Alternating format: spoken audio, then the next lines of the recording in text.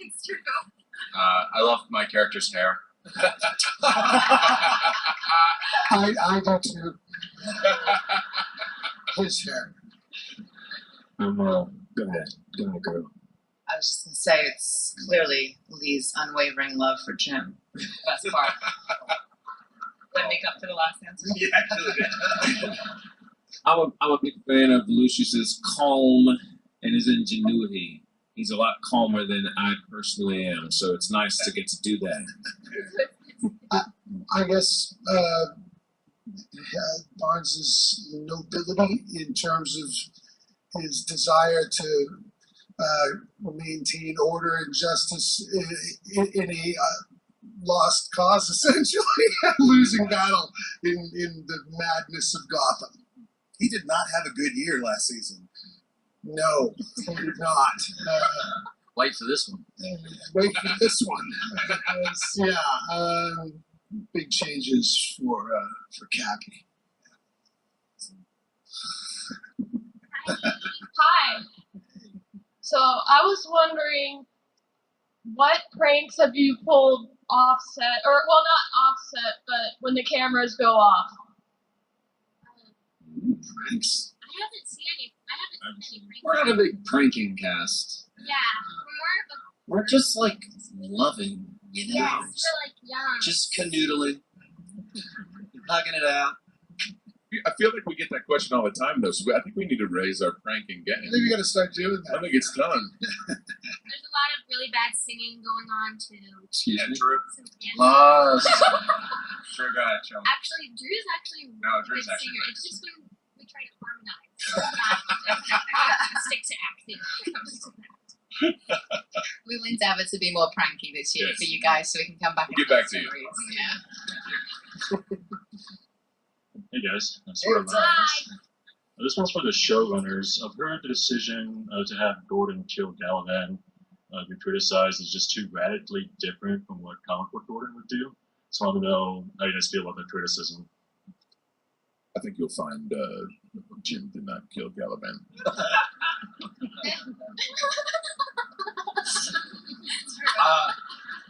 Anyway, I think going too far sometimes is probably the right direction. I think in a city like Gotham, anything can happen, anything should happen.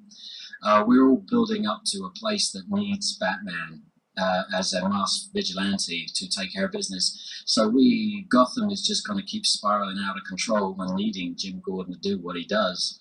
Otherwise, that masked vigilante is not going to be necessary. So that's what Gotham is all about, is just keep going into the ooze, going into the dirt, going as far as we can go to create a place where that chaos is going to be dealt with by the best superhero known in this universe. yeah. Woo! Woo! In other words, things are going to get a lot worse before they get better.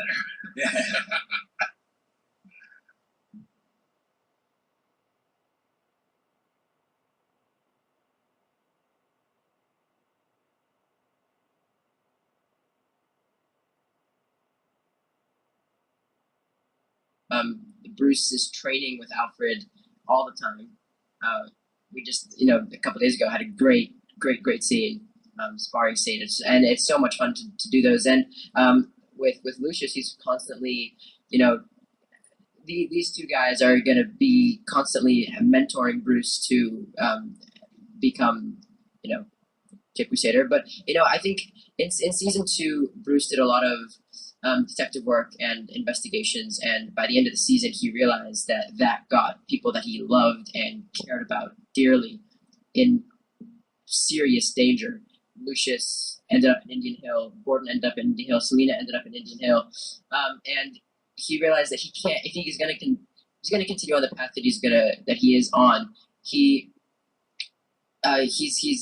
putting people that he loves in danger. And so he realizes that he has to kind of take a step back and think about what his grander purpose is in Gotham and what he wants to do and accomplish in the end.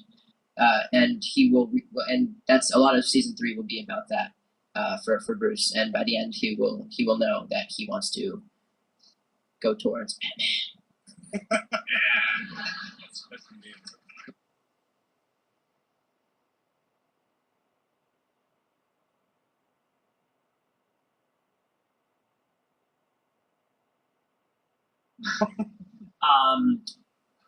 We have not seen someone yet who could become Ra's al Ghul. It's a conversation that we've had a lot, but it's a big step that we would take if we ever took it. So I'm not trying to be coy, but it has to be one of the ones that's it's like a big maybe out there. So I know that's not a incredibly satisfying answer. Sorry.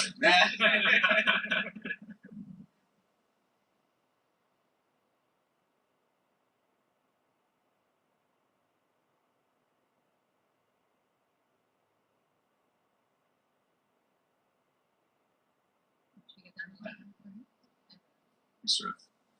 Yeah. What traits? Good or bad? It's great to be back. It's always good. I think we all like to be back. Yeah. Right? No, for sure. Well, and that's the great thing about our show too, is that there is no definite good, there is no definite bad. Everyone is conflicted, complicated. It's a gray city. Literally. Yeah, and hopefully you root for the villains as much as you root for the heroes in a way. You know, you understand them; they're humanized. Their origins are told, so you understand that the guy who was picked upon, who was never treated as worth anything, is eventually going to emerge as the most powerful person in Gotham, and we root for him. And we root for him, and so we flip the conversation, and it's not just about heroes versus villains, where the heroes are the ones we're rooting for. We also root for the villains, right? Yeah. This show is definitely 50 Shades of Grey. You are absolutely right. Easy.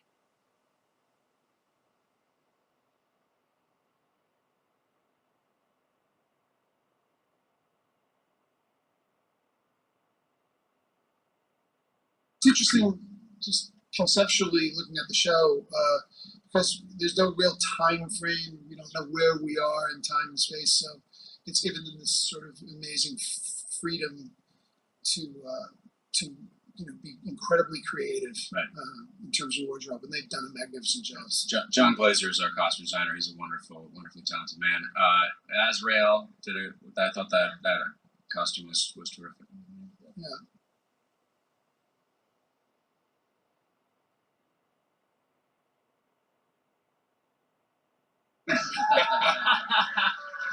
Yeah, are we? Are we? I think we're already seeing Bruce kick a lot of ass, and I think as the seasons go on, he's going to become more and more physical, and we'll see him exercising those abilities. If he ever does need an outfit, we know who to call now, so that's good, No, but that's what we're going towards. That's what this thing is. I mean, it's finding out how that cave came about, how the suit came about, how the car came about. There's so much that's never been filmed, and so there's no rush. Why rush? You said 5 or 6 years, dude. This is the best job I ever had. So there's a long ways to go before he makes all those decisions. Why did he make those decisions? How did he make those decisions? So there's a lot of drama to be had before we get there. Sorry to do. And I think we got time for one or two more.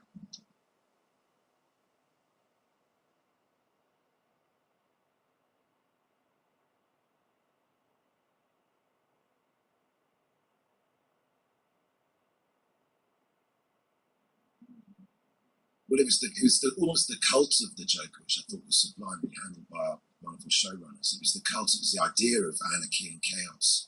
And if you actually look very carefully on the sets, you'll actually start to see graffiti. You'll start to see the ha ha ha everywhere. So it's the idea of the Joker that is spread through Gotham.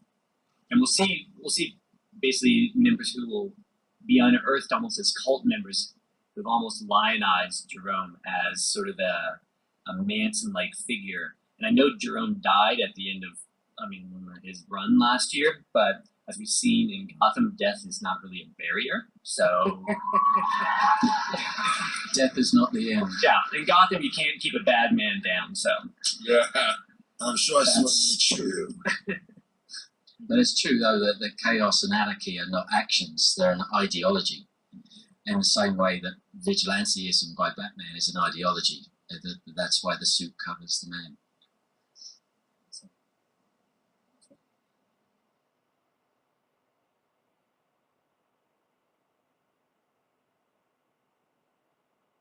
David. Donald. Which character? Guilty. Good point. It's true. Ben. Oh, that's nice. It's True. Wait, which season? Oh wait, they're all exactly like it. Oh my god. But David he's much like I've always thought that David was a lot like Bruce just because he's very intelligent and he's much more mature than the average Than the adults 15-year-old past. boy. Yes, exactly. Thank you, Kevin. You're welcome. You're welcome. And So are you. thank you. Oh. Thank you. But yeah. But I can see how Donald's a lot like Harvey too. Except Donald's a lot less aggressive. True. Yeah, he's very gentle. He wears less hats. Real life. Donald's not here to defend himself. I wanted to ask Aaron, Jessica, and Drew. Tabitha, Barbara, and Butch built this weird little family unit last season that I don't think anybody saw coming. So with Three's Company. I don't even know if we mentioned it yet, but with Fish Mooney coming back, I'm wondering how that throws a wrench into things. And if Butch clearly still has a bazooka ready to take care of business when need be. Yeah, I think you'll find it's called a Butch Zuka now. Thank you, Internet. I got to tell you, I didn't see that coming. The whole Tabitha and then Barbara storyline for Butch, and I thought it was so cool. And I'm not just saying that because the bosses are at the other end of the table. I thought it was just a cool, quirky take, and so Fish coming back. I mean, we'll see. I think Butch is falling pretty hard for Whippy Tabs. I'm just saying. Yeah. Yeah, Tabitha's gone from one dysfunctional family to another. I really love acting with both Aaron and Drew, and I'm doing a lot of stuff with both of them this season because Tabitha and Barbara now open this nightclub. So we're gonna get up to no good in there. It's gonna be fun. It's a bit of a like love triangle situation going on, which is kind of hilarious. Yeah. And also in another love triangle, obviously with Jim and Lee. So I just I'm like, I'm so busy. This is all the triangles everywhere. Well, that's pretty much a wrap for us. So thank you everyone for coming, and don't forget, Gotham season 3 premieres Monday, September 19th at 8 o'clock on Fox. And based on what we saw, it's gonna be pretty great. Thank you guys. Thank you.